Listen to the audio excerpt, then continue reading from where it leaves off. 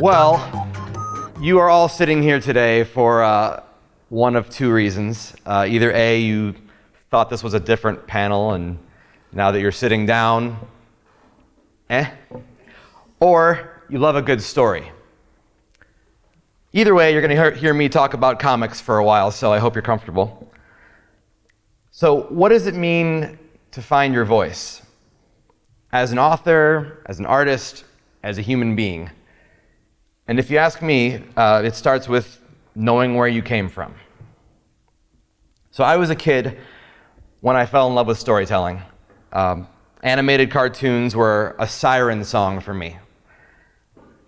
And the newspaper funnies were something I eagerly snatched up from my parents' reading material. But it wasn't enough for me to simply cut my favorite ones out for a personal collection or watch them on TV. I wanted to be a part of it. Drawing was clearly the best way to do this. The tools were readily available, pencil, paper. What better way for instant gratification in a time before the internet than to see your thoughts come to life right in front of you? I was heavily influenced by the early Walt Disney animated shorts, as well as countless other Warner Brothers cartoons. And what they all had in common was animal subject matter, which worked out fine for me because I've always been an animal lover. And to this day, animals remain a big inspiration for me. Among those animated cartoons, I was also, I was also a big fan of stop motion animation. And this came in the form of like Will Vinton's California Raisins and a number of other stop motion things.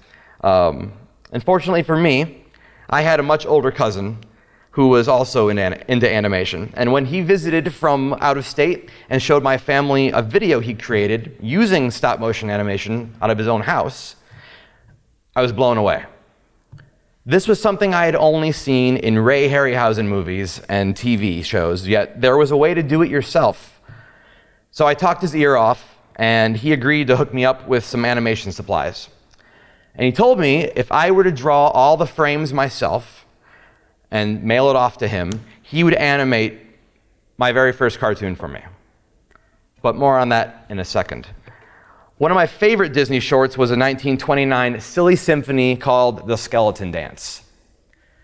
And to be honest, between that cartoon and the classic sequence from Jason and the Argonauts, my obsession with skeletons has never left since. My story would be about a skeleton named Skelly, who emerges from his graveyard home on a moonlit night just so he could go to the spooky store and buy a surfboard and shorts.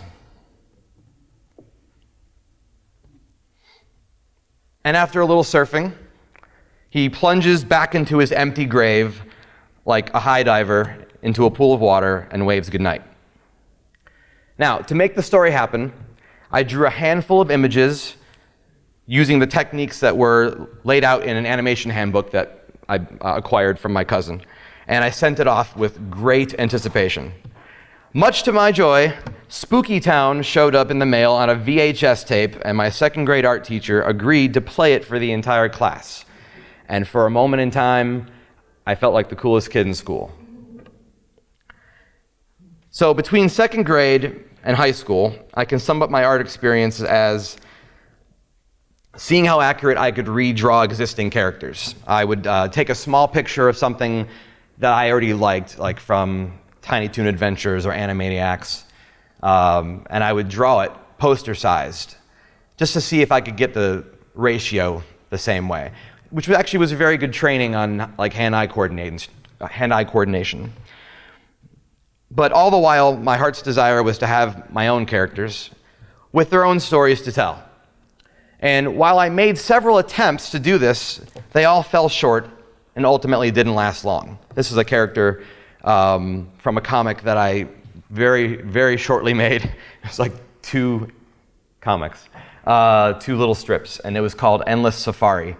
And it was about this Jack character, I think it was his name, I can't remember now, but him and a small little boy named One Half, who was a nerd, and the two of them were on an endless safari. We don't know why. They were just endlessly lost in a jungle and finding temples Indiana Jones style. So that was from that part. But anyway, drawing was always something I enjoyed, but it didn't start to take center stage until high school. In fact, the plan for my life up through freshman year of college was to pursue a career in paleontology and possibly stop motion animation. But ultimately, my comics were always on the side. So high school changed everything when inspiration struck me in geometry. Now, like many kids, I would doodle on homework while in class because I was a great student. As you can see right here in a 5-question quiz about the scarlet letter. And I don't remember what all the questions were specifically, but question number 5, it's the first letter of the alphabet, was my answer, so I assumed the question was something along the lines of, why did she wear a letter A? And my way of getting out of this quiz, hoping and pleading for some extra points, was drawing a chicken at the very bottom, saying, I know this is no excuse, but I just bought the book. And I love that she gave me a smiley face, but still gave me a 1 out of 10. So, but did I draw a skeleton in geometry class, or a dinosaur, or a skeleton of a dinosaur? No, I drew a cow. And it wasn't long before I named her Daisy, and she was joined by a hot-headed pig named Hamilton. Throw in a duck, a rooster, and a couple of mad scientist cloned sheep living in the basement of the barn they called home, and Livestock was born. People ask me why farm animals, and the best answer I can give is that I grew up living in an area where we would drive past cows a lot, and I would visit farms for school field trips and county fairs.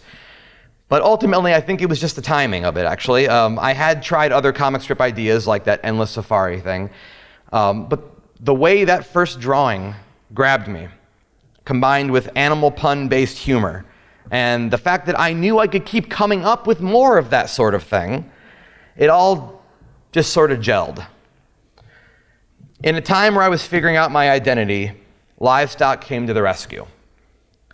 So sure, I knew who I was as a person. I mean, like I was in the performing arts. I knew that kind of a person. But Livestock became the vehicle of expression I had been craving for so long.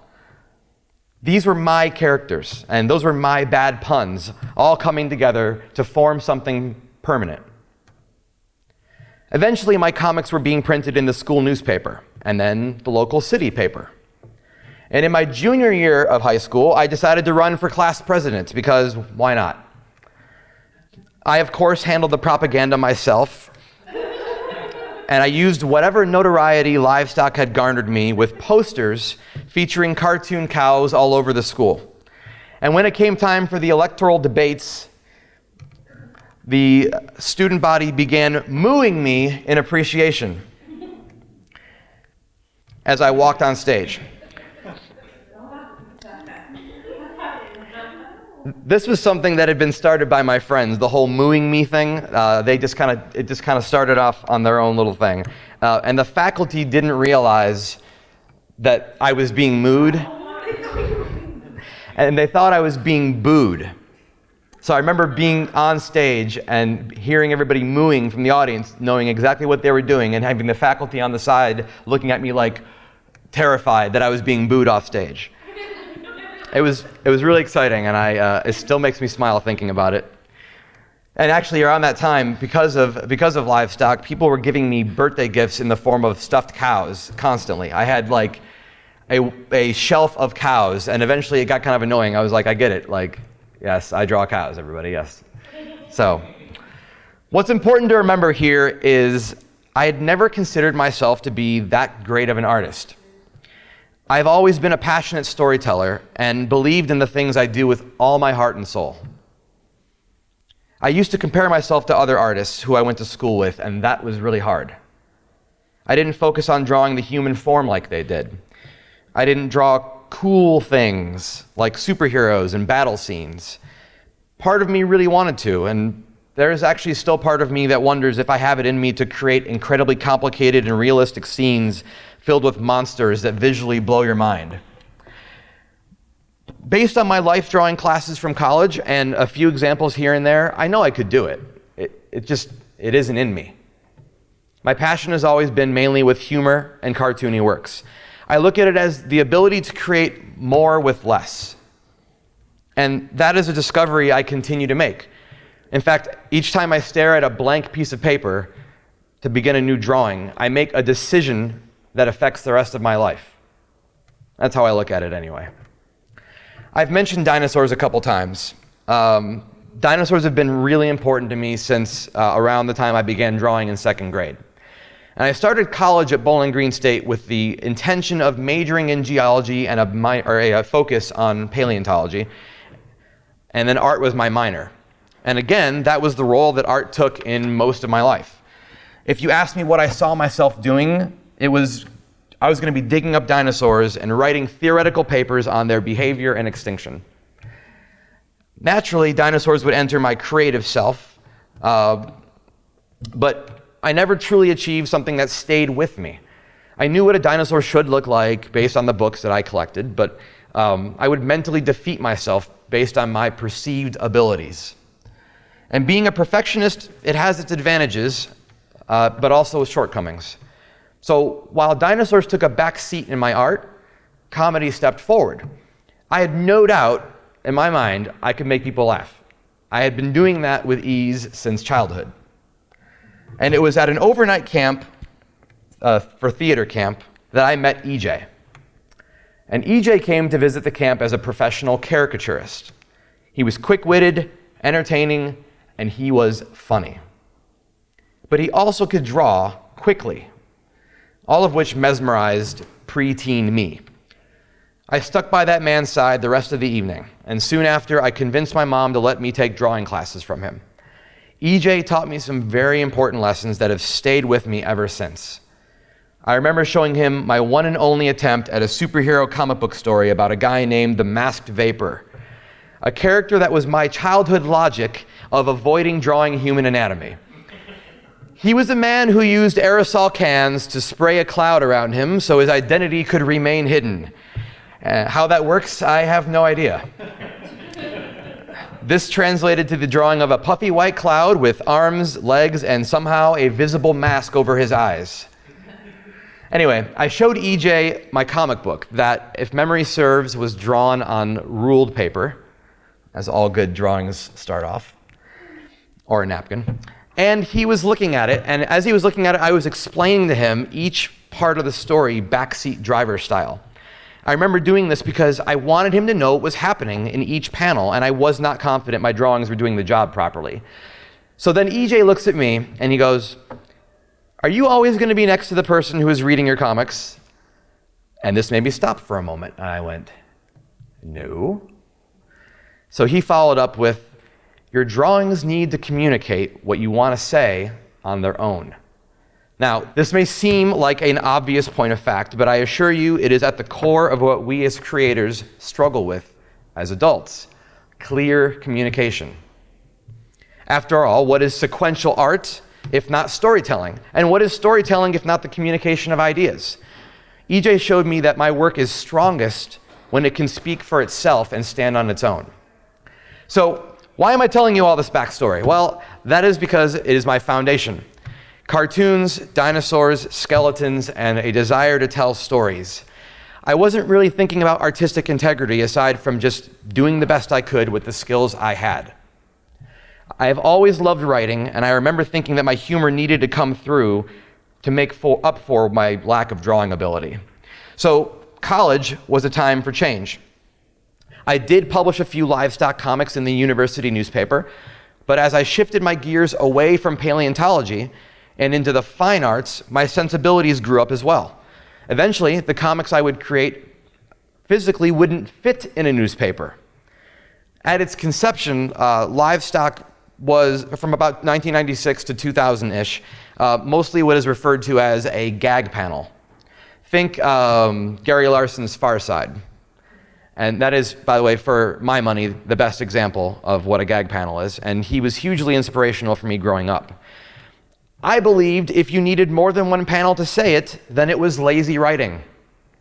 So the original plan for Livestock was simple: Think of something humorous about humanity and say it with whatever random farm animal would get the point across. No recurring characters with names, no stories, just good humor told with funny animal pictures. Political commentary was a big subject for me as well. I was inspired by Thomas Nast's work from the late 1800s. And this was a drawing, by the way, from high school. This is me doodling on a Thomas Nast drawing, not related to it at all, just drawing a rooster because I was obsessed with drawing the roosters at the time. So most of the Livestock comics that I felt were too topical were never reprinted or even shared with others. This is an example of one of those. This is my political take on Bill Clinton and Monica Lewinsky. Notice the milk stain.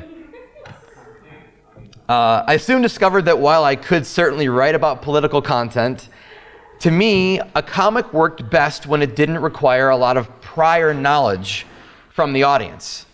This was mainly because my own reactions to political cartoons when I didn't know what they were talking about. I started thinking about universal truths, things that could translate well into other language, because the human race, we all share certain understandings that aren't tied to politics and things like that. So while I still love and respect this method of making comics, it became stifling for me as my desire to tell stories took over. And so Livestock became a comic strip. And my random farm animals became a cast of specific characters with names and personalities.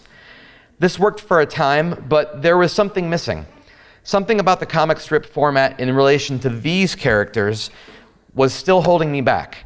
It wasn't that the format of a strip was wrong, but it was wrong for them. At the time, I didn't know what I was exactly building towards. In fact, I distinctly remember every so often, as Livestock became more and more altered, I would tell a friend, you know, I really think I'm onto something here. This is what Livestock was meant to be. But you fast forward a year from then, and I was saying the same thing with the addition of, okay, I know I've said this before, but now I'm really onto something here. As the number of panels no longer held me back, things got ambitious. In 2002, I drew an episode that was inspired by Mary Shelley's Frankenstein entitled Frank. It was 16 panels long. The motivations behind the comics were ambitious as well. I began merging my humor with tales of morality, and the series became a way for me to come to terms with some very personal feelings and opinions. In short, Livestock became allegorical. The last transition Livestock had before I put the series on hiatus was spawned by the addition of a new character. I had wanted to include a horse in the series for quite some time, but visual design was a big factor. So I decided years later to push forward with the idea of bringing a horse into the series with the start of story continuity. This meant introducing elements into the lives of my farm friends that would have a permanent impact going forward. I added a grain silo next to the barn, but revealed it to have nefarious origins with the sheep twins. I added a fence around one of the neighboring fields, and it was a topic of concern for the characters regarding their safety of being closed in. Big things were coming, and this led up to a 13-part comic strip miniseries that ended with the introduction of Sadie. Livestock finally had a horse, and my central character, Daisy, the cow, finally had another female she could befriend, and Hamilton had an enemy. This episodic storytelling felt right. Not only was I not bound by a single panel, I was no longer bound to a single page, which brought with it some new challenges. Telling a story in episodes that all connect, but still trying to make each one a potential starting point for a new reader, as it turns out, is really hard. That 13-part story for Sadie led me to an 11-part story, delving into the lives of my most mysterious characters, the sheep twins. The sheep twins were my high school direct reaction to the creation of Dolly, the world's first cloned sheep. I had a lot of problems with that morally. In fact, a lot of the moral issues I had, I wound into the comic back then. But having a gag panel turned into a punchline-based comic strip never really presented an easy way to tell their tale. The result of that miniseries, called In Sheep's Clothing, was dark, creepy, and incredibly fun to put together. Strangely enough, shortly after that story ended, I ended Livestock, temporarily. I was at a place in my life where it was taking me a month to complete a single episode of my long-running series, and as much as Livestock no longer fit its original interpretations or inspirations, part of me wanted to try something different. I wanted to return to something I could draw quickly, that was fun and silly, something that could provide creative relief in between my mini masterpieces. For nearly 3 years, I had been working in retail electronics, starting in 2005. The day-to-day people I'd meet and situations I experienced were practically screaming at me to be represented in a more literal sense.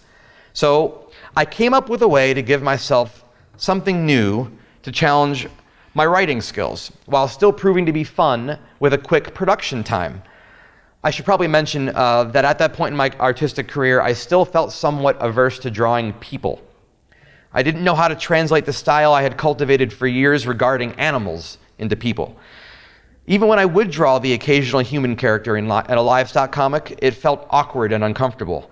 So Retail Sunshine was the culmination of all these things, and was also inspired by years of my own irritation at a very specific reaction people would give me when they saw Livestock.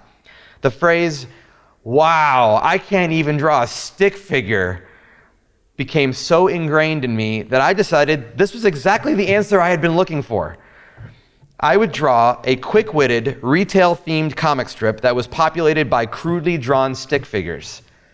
And this seemed like the perfect way to address all my creative woes. And it would have been perfect were it not for my own perfectionism and love of storytelling that came back to haunt the new world I created.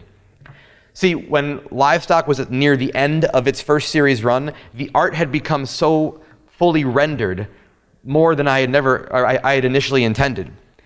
So the resulting characters were shaded and they had weight and depth. I even read psychological studies on the various personality types, and I applied those traits to each of my characters so they would stand out as individuals when I wrote them. On the rare occasion I added color for Livestock, it was a full color palette, making the final comic visually rich. But that transition took 11 years. With Retail Sunshine, I wanted to hit the ground running as best I could. I respected the growth process that happened with Livestock, but I didn't want there to be so many drastic changes in a series. This is something I'm still understanding about myself, but I guess it has to do with the way I value consistency. I believe growth is healthy and typically inevitable, but if I'm comparing it to music, I enjoy when an album has its own sound that doesn't search for its identity from song to song, but rather makes a unified statement as an album. And so in early 2008, Retail Sunshine was born. It was silly, it was crude looking, it was seemingly more popular than anything I had ever done with Livestock, and secretly I hated it. It felt as if I had just spat in the face of 11 years of my life. All that time developing stories and characters who were essentially all extensions of myself, only to toss it all aside for a strip that relied heavily on sarcasm and didn't fully use the drawing skills I had been cultivating. That first 2 years drawing Retail Sunshine were the hardest, because I continually was tempted to toss it all aside and return to my farm boy roots. The funniest thing about being a cartoonist sometimes is just how seriously I take it. For me, the biggest struggle I had with my identity was coexistence. The work I was putting out into the world made a statement about my identity as a human being. If I drew about farm animals that dealt with morality, but ultimately meant well, and were just trying to live together, well, I could get behind that. I wasn't making comics to impress people or get famous. But if by some miracle I were to be recognized for my work, I wanted it to be work that I stood for. If I drew cynical inklings that resented their jobs and loathed the customers they served, all for a laugh, what did that say about me? Regardless, I pushed through and I stuck with it. And during the holiday season of 2009, I decided it would be fun to represent the horrors of working Black Friday. But if I was going to tackle this monstrous shopping event, how best to do so? Would I create a series of episodes all tied together by a single theme as I did with Livestock? Or would that even be enough? The holiday season brought to mind the classic poem, "'Twas the Night Before Christmas," which was a seminal classic read in my family for years. Inspiration struck again. What if I made a parody of that poem, but themed it around my Retail Sunshine characters as they brace themselves for impact? I immediately put the comic strip on hiatus, and for the next 4 months, I wrote and illustrated "'Twas the Day After Turkey." It became the first Retail Sunshine comic book I self-published, before any of the strips had their own book. Once again, storytelling won me over, and I started getting attached to these new characters. I never did name any of them, but if you look at the series as a whole, there are clearly returning cast members. Minimalism became a game, and I slowly embraced the simplicity of the line work while finding a balance between the basic color palette of red, yellow, and blue with negative space. I decided to embrace this new voice as just another reflection of who I am, and I made it a point to have fun while finding my voice. What I once viewed as a cop-out creatively had gained purpose as social commentary. New themes and running gags slowly formed, and the mission of the series was carried out with carefully crafted facial expressions and jabs at consumerism. Retail Sunshine achieved a look and feel truly all its own. No longer would I be embarrassed to have Livestock and Retail Sunshine, two very different casts of characters, come from the same pencil. So that brings us to present day. I'm in the home stretch of completing my 4th publication now, which is a sequel of sorts to the Day After Turkey book, in that it is another Retail Sunshine poem called Orientation. And believe it or not, I have plans for a new Livestock story that for the first time will be told in a vertical classic comic book format. It will be a complete story, not a comic strip. It's the first time that I will ever use the characters in this way. And once again, I feel like finally now I'm onto something here. I even have a graphic novel based on dinosaurs in the works. What fascinates me most about how my voice in comics has grown over the past 20 years is the way I've developed projects to speak to my varying sensibilities. Also, how those characters that sprang from my head have developed voices of their own and informed me on where they belong. There's something metaphysical that happens when you finally hone in on what makes you, you. How did I know that my farm friends would be best suited for long format storytelling and not strips? What makes a comic strip about stick figures working in retail a good fit for poetry? The creative process is give and take between intense listening and decision making. Overdo it on one and nothing moves forward. Overdo it on the other and you risk becoming stagnant on your developmental path. You can't think yourself into a corner because that's when you get lost in your own head. Uncertainty turns to fear, and fear is a pair of concrete shoes while you're trying to swim upriver. If you make tons of decisions without reflection, you risk repeating your mistakes and you lose the ability to build on a solid foundation. So what does this mean for you? If you're here because you simply love the medium of comics in any of its forms, then I hope this gives you some insight into the love and hours of labor that go into something which can be read in a single sitting. And that right there, by the way, is something that still gets me when I allow myself to think about it too much. How you can read in a single sitting something that took hours to make. If you're a creative person and you're new to this industry, then I hope you allow yourself to try things. A mistake is only permanent if you continue to make it. And if you've been in this industry for a while, and this applies to everyone, honestly, you have to do this because you love it. There are no guarantees on what most people label as success. And honestly, the best thing you can do for yourself is to figure out your own definition of what success even is. Something I still struggle with is my internal debate with how selfish I want to be with my art. And after years of thinking about it, I have finally arrived at this. It's your voice. So what do you want to say with it? Artistically, you don't owe anybody anything more than your honesty. If you try to masquerade as anything other than yourself, it will not be satisfying, and sustaining it will drain you sooner than years of limelight will. The independent comic scene is as much about whom you are as it is about your work. People are buying you. And nobody knows how to be you better than you. And if that means realizing you're a bad pun-making, dinosaur-obsessed storyteller who is fed up with his day job of selling computers to people who have no business owning them to begin with, good. Go with that and use it. I'm sure you've heard it said that there are no new stories to tell and that it's all been done before. Well, that's only half right, because the stories that you are about to tell have never been told before by you. So what that means now is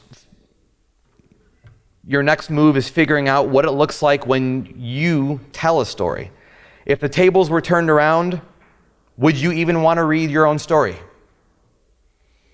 Write the stories you want to read and do so in your own voice.